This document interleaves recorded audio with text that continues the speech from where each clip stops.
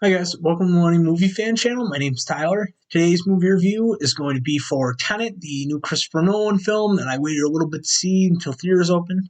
If you guys are new to the channel, make sure you give me a thumbs up. Down below, hit the like button and hit the little notification bell. That way you get alerts to when I post a new video. And also share this video around to all your friends and family on Facebook, Twitter, all different social medias. That really helps out the channel and gets some eyes on us and allows some of your friends and family to become a part of the movie fan community. So this movie, as a lot of Christopher Nolan movies do, throw you right into the thick of it. You might not have any idea what's going on, but here's what's going on. So it's a big action sequence with the SWAT team running with like what looks like terrorists taking over an auditorium and like a SWAT team moving in, which is exciting. And it's okay that you don't know what's going on because it's exciting. I think that's a subjective opinion, but in my opinion, I overlook the fact that I'm like, what the hell is going on? It's the beginning of a movie. Plus, I have so much trust in Christopher Nolan that I'm like, all right, here we are. Major action sequence, bullets flying backwards. I'm like, what the hell is going on? It's like 20 minutes in that you actually get a little exposition that tells you what's happening. You're like, okay, so time's moving backwards, sort of, with the objects. You got to catch the bullet in your gun and instead of firing it, and they can like recall things back to their hand after they dropped it. Weird stuff. Although you see all that in the trailers, the TV spots that have come in the number of months that we've been waiting for this movie to come out. But already in the beginning, I'm like confused, and that confusion never really dissipates. There's a line in this movie when they're discussing time and timelines and what's going on, and one of the characters says, "Don't really think too much about it," or something along those lines. Paraphrase. But you like have to do that because it's a struggle to really be able to grasp what is going on at certain points in this movie. It's even hard to decipher and separate past from future. We really don't know. Some of the scenes, I mean, unless it's color coordinated, I'm like, what the hell is going on? Sometimes they have color underpants, and I'm like, okay. And then if they have like the breath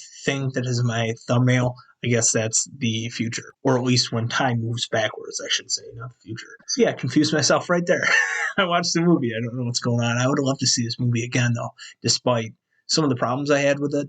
I really like this movie. And I don't want you to think that me saying it's confusing meant that I did not love the movie. The main cast in this film was phenomenal. John David Washington is a star. Robert Pattinson is great. And when he's dressed up and like touring that art vault or whatever with the suit on, you can get a glimpse at what his Batman is kind of going to be like, just this way he walks and everything. I'm so excited for Batman. I can't wait. But he was great in this role in this movie and what he had to do. And he was a great buddy for John David Washington and like a buddy cop type situation. They're unraveling the mystery of what's going on in this movie. And it was awesome that he had him to play off of because both of them are such good actors.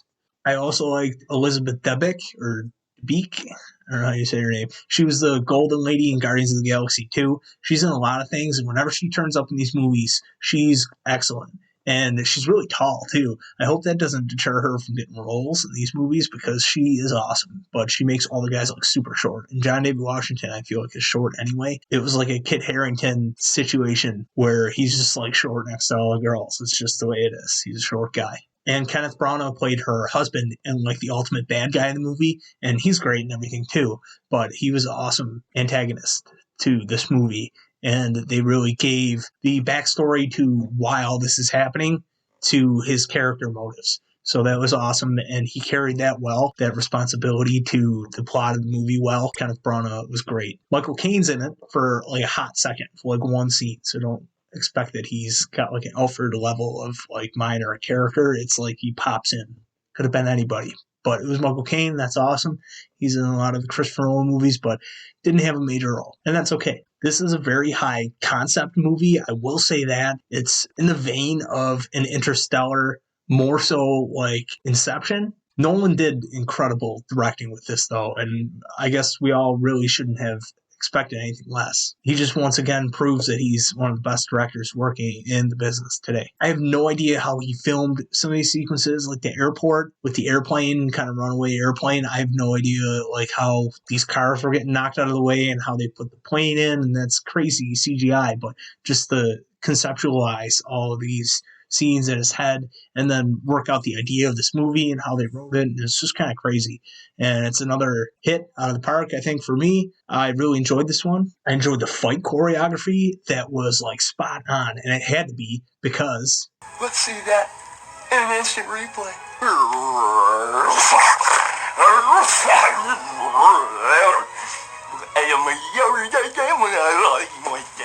all the forward, backward motion stuff comes back into play. And there were some things that I guessed too that were going to happen that involved that I saw coming. But that's okay because it still was good in the story and they still went through with it, even though it was kind of obvious. I will get into spoilers now, guys, from this point until the end of the video, which will probably just be another minute. This movie is conceptually really cool. What they did with it, with entropy, the movie is about entropy with different objects and sending things forward, backward in time and having it have its reverse entropy. So like I said earlier, you could drop something and then as long as you dropped it once, you could pick it back up and call it back to your hand. That happens with bullets coming out of the gun. They can learn to like reverse that. I don't know how it works. And they also talk about like different timelines and changing the past and all that is involved. So what is happening is they're finding bullets that have that ability to be called back and they're like being left for them. Somebody's communing with somebody from the future that is like leaving things and they're burying money and digging it back up and it's going to be cleaned or whatever, laundered. I really didn't understand that, but this is all the schemes that they're pulling. But it was all leading up to eventually a nuclear bomb going to come through here, and that's what we think is happening because it's all these complex machine parts. We think it's nuclear war. So this is World War III is at stake. Find out what's going on. So Robert Pattinson and John David Washington go and investigate what is happening, and they ultimately have to stop Kenneth Branagh with his plot to blow up the world. So that's my review for Tenet, guys. Let me know if you guys saw it. If you're near me in Buffalo, it's up at the movie theaters now. Movie theaters are open. There's 2 AMCs and I think 2 Regals that are open near us. And all across the country, they're starting to open up more and more movie theaters. All around the world, they're opening more and more movie theaters. And Tenet is still up and playing. This is a great movie, and you want to see this in the theater. If not a drive-in or something on the big screen, because this movie was epic. It's one of those Christopher Nolan movies that are really action-packed. The cinematography is crazy, and the action scenes are worthy of being on the big screen and witnessing that, at least for the first time, on the big screen and just being taken aback by all the breathtaking visuals and crazy CGI and stuff that they're able to pull off with exploding buildings and buildings collapsing and then like forming back up. Like it's like nuts. I don't know how they did a lot of this stuff, but it was definitely worth buying a ticket and going into the theater, following all the safety precautions that theaters have. But it's definitely worth going in and seeing this on the big screen. But that's my review for Tenet, guys. I hope you liked the video. Like I said in the beginning, hit the like button and share this video around all your friends and family on Facebook, Twitter, and social media. Make sure you subscribe and you hit the little bell. And I will see you guys in the next one.